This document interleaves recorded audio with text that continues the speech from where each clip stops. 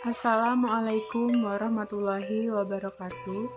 Kami dari kelompok 4 yang beranggotakan Siti Nur Aisyah, Widiawati, Ajeng Sintawati, dan Hilda Alvina. Kelas 6B Program Studi PGSD, Mata Kuliah Pembelajaran Mulok, Dosen Pengasuh Ibu Diana Widi Rasmawati, SIPMM. Kami akan menceritakan kisah Pulau Kemarau. Asal-usul Pulau Kemarau, Sumatera Selatan. Sungai Musi terletak pada Provinsi Sumatera Selatan. Sungai Musi memiliki panjang yang mencapai 750 km dan menjadi sungai terpanjang di Pulau Sumatera. Pada aliran sungai yang melintasi kota Palembang, sungai ini memiliki ciri khas sebuah jembatan yang dikenal dengan Jembatan Ampera. Pada bagian aliran sungai Musi yang melintasi sungai Palembang, terdapat sebuah pulau yang dikenal dengan Pulau Kemarau. Pulau Kemarau adalah sebuah data di sungai Musi.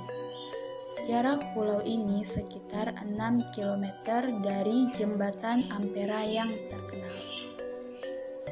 Sebagaimana tempat-tempat lainnya di Nusantara, Pulau Kemarau juga memiliki cerita asal-usulnya. Bagaimana kisah ceritanya? Mari kita simak dalam penuturan berikut ini.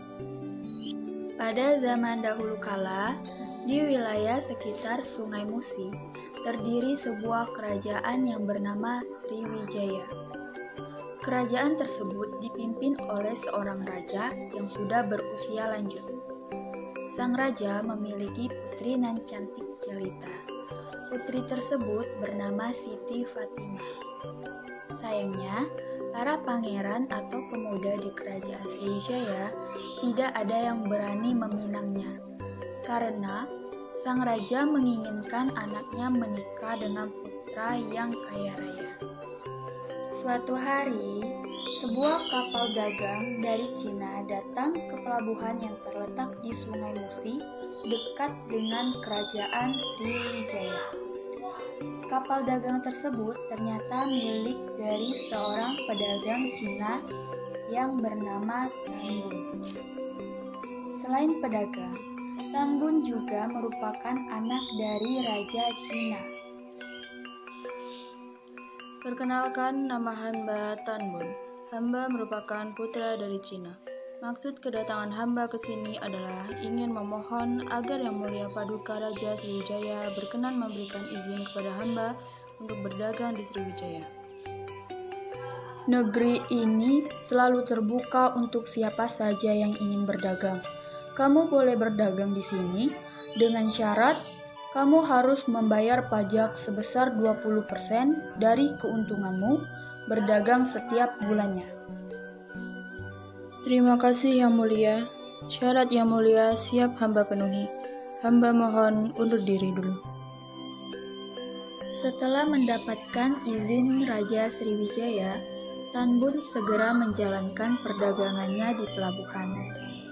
Perdagangan Tan Bun sangat pesat, sehingga mendatangkan keuntungan yang sangat besar. Sesuai dengan syarat yang diberikan oleh Raja Sriwijaya, maka setiap bulannya Tan Bun menyerahkan pajak sebesar 20% dari keuntungannya.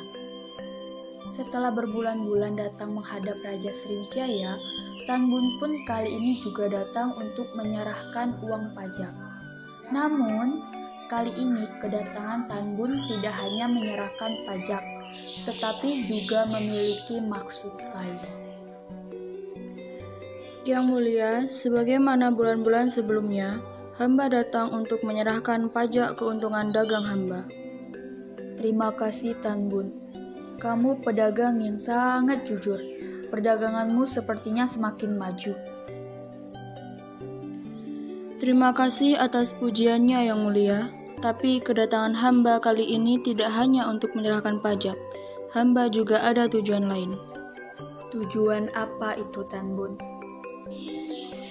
Maksud tujuan hamba datang ke sini untuk melamar Tuan Putri Siti Fatimah. Raja Sriwijaya terkejut mendengar ucapan Tan Bun. Beliau berpikir sejenak. Meskipun datang ke Sriwijaya sebagai pedagang, namun Tan Bun juga anak dari Raja Cina. Aku bisa menerima pinanganmu untuk putriku, tapi dengan satu syarat.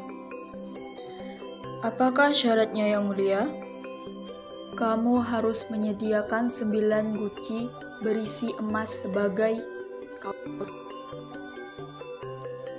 Tanpa berpikir panjang, Tan Bun segera memenuhi syarat yang diajukan oleh Raja Sriwijaya. Setelah mengirim surat ke ayahnya, Raja Cina, sebuah kapal yang mengangkut 9 guci emas berangkat menuju Sriwijaya.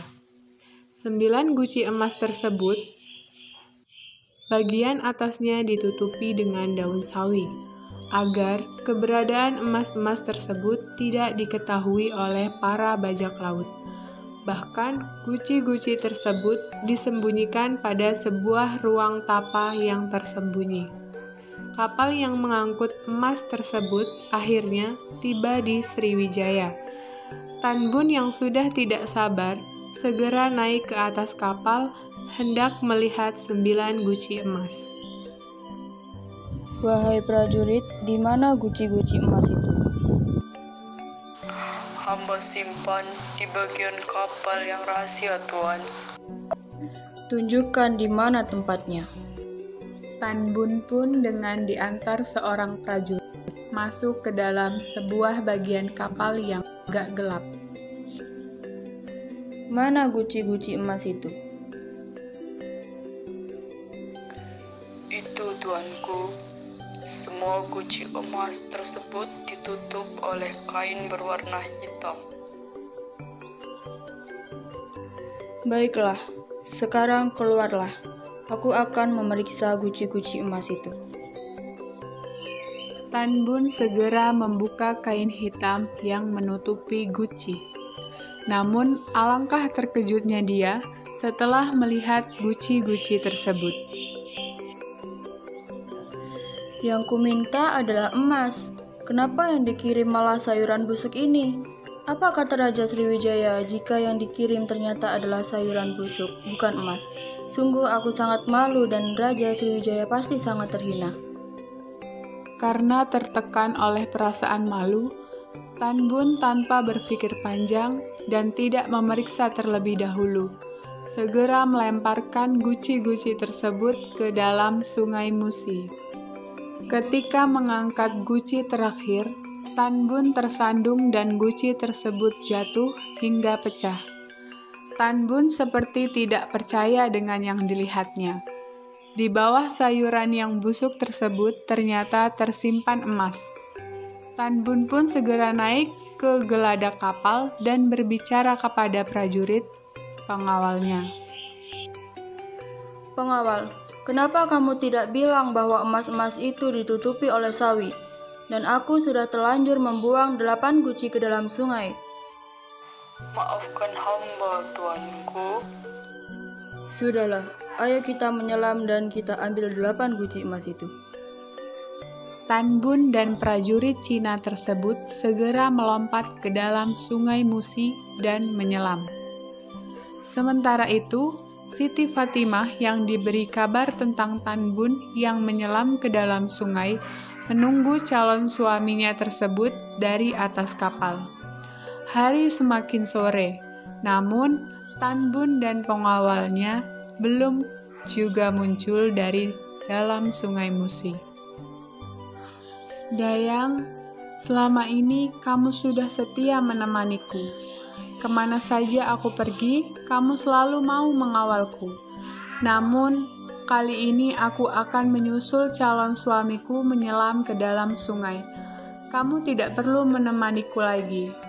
Doakan saja, semoga aku selamat. Namun, jika suatu saat nanti ada tumpukan tanah di sungai ini, berarti itu kuburanku.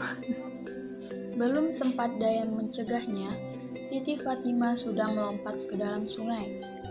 Dayang yang setia itu menunggu sampai malam tiba. Hingga keesokan harinya, Siti Fatimah pun belum juga muncul.